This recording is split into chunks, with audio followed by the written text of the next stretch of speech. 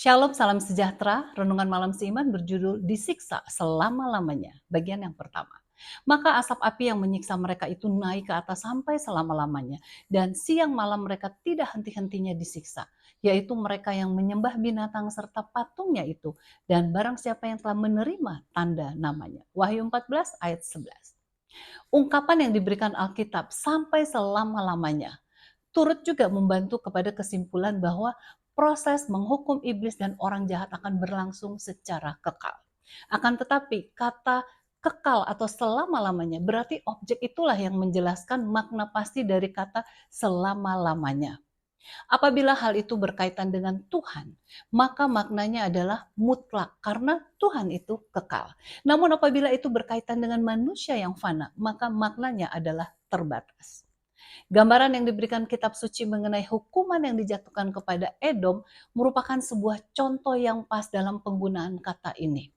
Yesaya mengatakan bahwa Tuhan akan menjungkir balikan negeri itu dengan api yang akan menyala-nyala, api ya, dan siang dan malam, dan asapnya akan naik untuk selama-lamanya. Negeri itu akan menjadi reruntuhan turun-temurun. Tidak ada orang yang melintasinya untuk seterusnya. Yesaya 34 ayat 9 dan 10.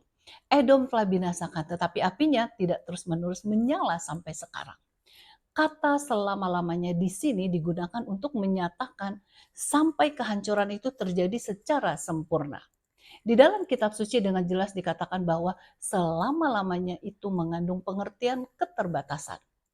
Perjanjian Lama mengatakan bahwa seseorang hamba melayani tuannya selama-lamanya. Keluaran 21 ayat 6. Bahwa Samuel yang masih kecil itu tinggal selama-lamanya di bait suci.